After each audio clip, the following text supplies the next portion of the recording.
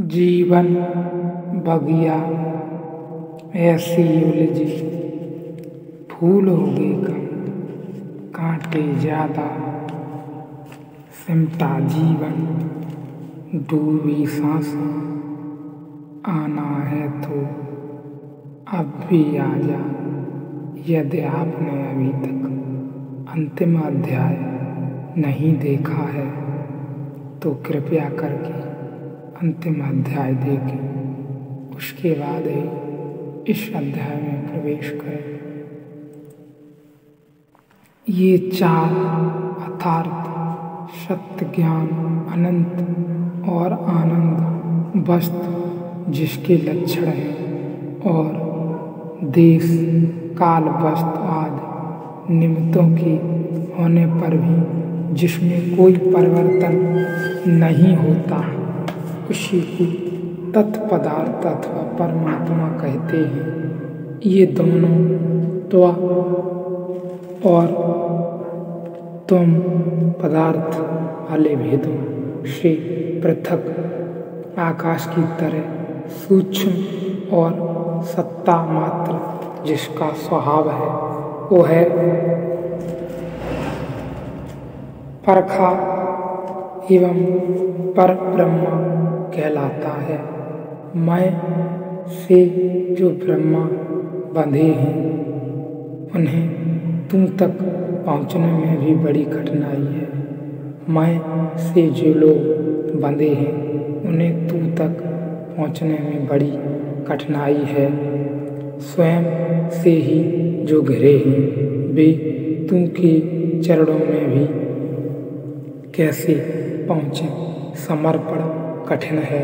इसलिए ऋषि ने पहले मैं को परिधि बनाने को और तुम को केंद्र बनाने को कहा और कहा कि वह जो शुद्ध चिन्मय सत्ता है वह त्व स्वभाव वाली है, तू स्वभाव वाली है, बड़ी छलांग है।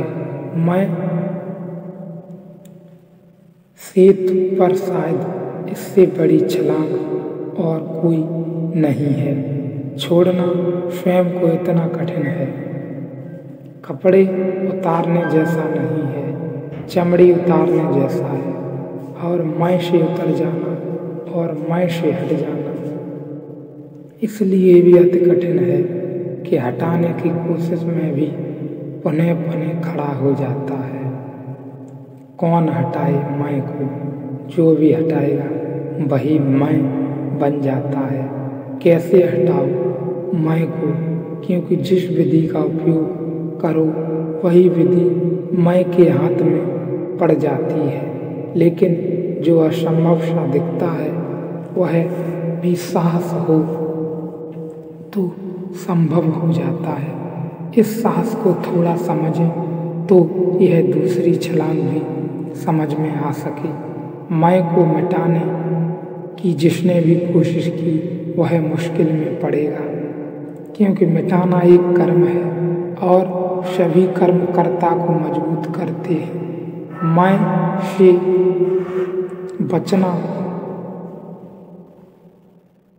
जिसने बचना चाहा वह मुश्किल में पड़ेगा, क्योंकि जिससे हम बचना चाहते हैं उसे हम स्वीकार कर लेते हैं कि वह है, और जिससे हम बचना चाहते हैं उसे हम ताकतवर भी स्वीकार कर लेते हैं।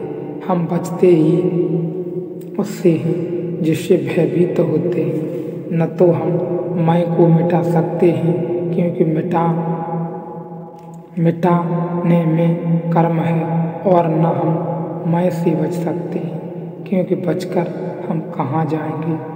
और जिससे हम बचते हैं वह सदा हमारी पीछा करता है।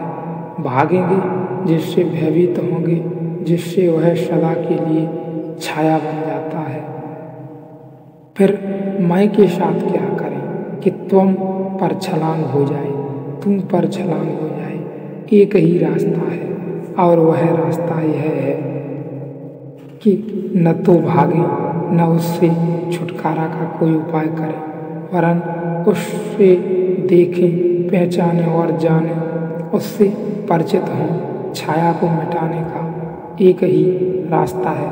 तलवार से छाया नहीं कटती, या कि कट सकती है। तलवार टूट जाएगी, छाया नहीं कटेगी, क्योंकि होती तो कट भी जाती है ही नहीं, मात्र दिखाई पड़ती है। छाया से भागिएगा तो बच सकेंगे।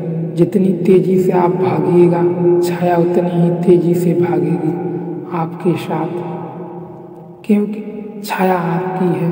भागकर जाइएगा कहाँ, बचकर जाइएगा कहाँ। छाया से मुक्त होने का एक ही उपाय है, यह जान लेना कि वह छाया है। फिर आदमी मुक्त हो गया। वह मैं है, वह छाया है, वह कोई है, वह कोई बात है। इन सब को जान लेना गहराई से ही छुटकारा है।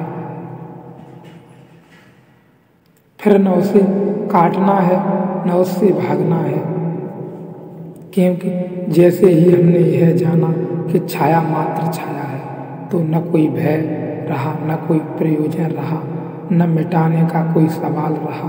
क्योंकि छाया जानते ही हमने जाना कि वह है ही नहीं, मात्र दिखाई पड़ती है। मैं से मुक्त होने का एक ही उपाय है, मैं को इतनी गहराई से जाने कि वह छाया की बात दिखाई पड़ जाए। उसी क्षण उससे छुटकारा हो जाता है। इसलिए जो लोग विनम्रता की साधना करते हैं, वे कभी तक नहीं पहुंच पाते। विनम्रता का ही अहंकार सुसंस्कृत रूप है, और सुसंस्कृत जितना है उतना ही खतरनाक और सूक्ष्म भी। इसलिए विनम्र आदमी जिसे हम कहते हैं, उसमें प्रतिपल अहंकार भीतर से खड़ा हुआ झलकता और सरकता रहता है। विनम्रता भी अहंकार का आभूषण है, सुंदरतम आभूषण जो अहंकार ओढ़ सकता है, और सुंदरतम चेहरा और मुखौटा जो अहंकार लगा सकता है, वह विनम्रता का है। विनम्रता कभी भी सरल नहीं होती, उससे तो अहंकार ही कहीं ज़्यादा सरल होता है, सीधा होता है, क्योंकि मुखौटे नहीं होते।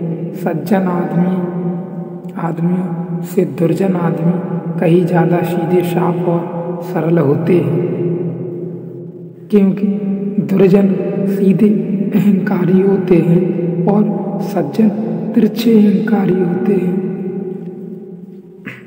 उनका अहंकार कई परत और कई परिष्कार लेकर होता है, बहुत साफ सुथरा निखारा हुआ होता है, ऐसे ही जैसे हीरा होता है, गैर गढ़ा पत्थर की तरह वैसा अहंकार होता है सीधे साधे आदमी का, जिसे हम सज्जन कहते हैं। तिरछा आदमी है, उसके पास भी अहंकार होता है, लेकिन उस अहंकार पर काफ़ी छेनियों से हीरे को निखारा और साफ किया गया होता है। उसमें चमक आ जाती है, लेकिन अहंकार में चमक जहर है। अहंकार को चमका लें या छिया लें या भागते रहें, बचते रहें, काटते रहें, उससे छुटकारा नहीं है।